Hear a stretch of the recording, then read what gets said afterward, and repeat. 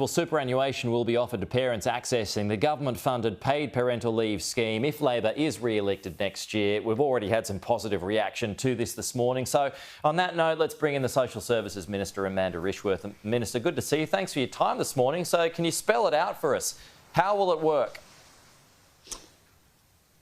Well, what we know already is that women's retirement savings are 25% less than men at the time of retirement, and that's because women often take some time out of the workforce. So obviously the government is making a huge investment in paid parental leave. Now we're expanding it to 26 weeks, but we haven't been paying superannuation on that. So this announcement today is making very clear that we will pay the superannuation, which on the 1st of July 2025 will be 12% on the government paid parental leave. So this is a really important announcement. It will lead to thousands of extra dollars at the time of retirement for women that receive this. So this is a positive investment into the future for working women. OK, but it's dependent on you winning the election, right? So why not put a rush on it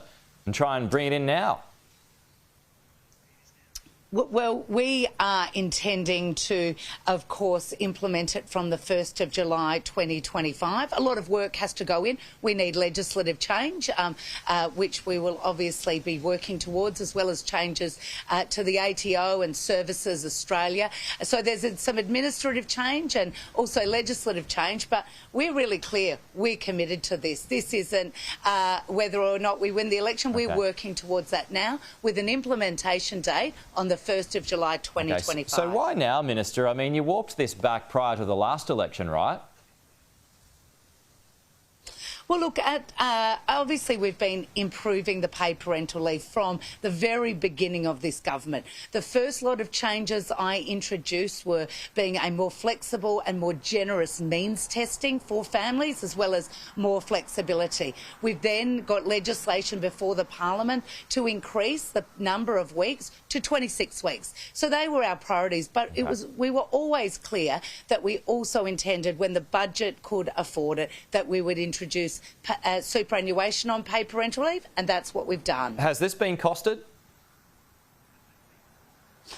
Look, we are working through the budget processes to ensure the final costings have been put into place. But of course, the parameters are pretty clear. About 180,000 parents any 1 year access the government's paid parental leave, and the superannuation guarantee rate will be at 12% come the 1st of July. About 250 mil, that's the estimate that is out there this morning. Is that about right? Well, I'm not going to confirm that. What I would say is there is a 12% on 180,000 families paid parental leave. By that time, we will have we will be introducing it to 24 weeks of paid parental leave. So this is a big investment at that point. Minister, a couple of other issues this morning that have taken my eye. According to the Sydney Morning Herald, some federal ministers are frustrated that key spending proposals are being rejected by Anthony Albanese's inner circle, that being Penny Wong and Katie Gallagher, who've been dubbed co-deputy prime ministers. This, of course, all ahead of the budget. Ed Husick named as one. Are you another?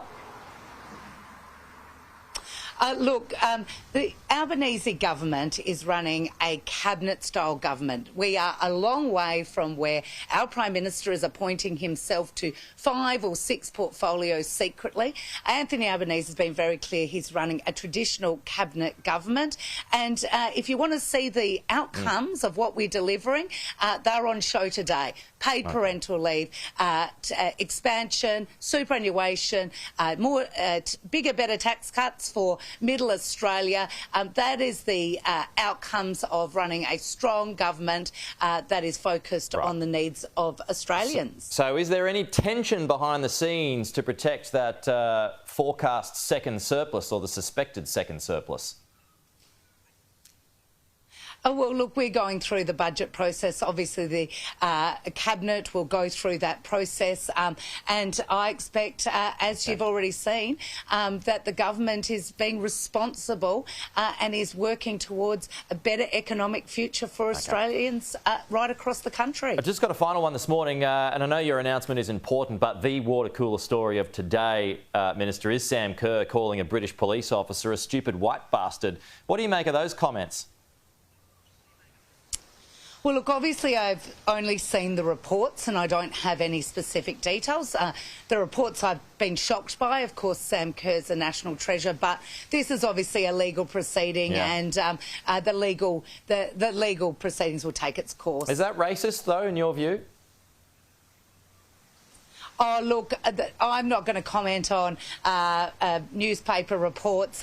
All I would say is, you know, obviously when the reports came up, I think a lot of Australians were shocked, and obviously they will go through the legal processes in the UK. As I said, Sam Kerr and the Matildas do our country proud, and really we look forward to seeing their great athleticism on show. They're coming to South Australia, so it's a great thing. Amanda Rishworth, thank you for your time as always. We'll chat to you again soon.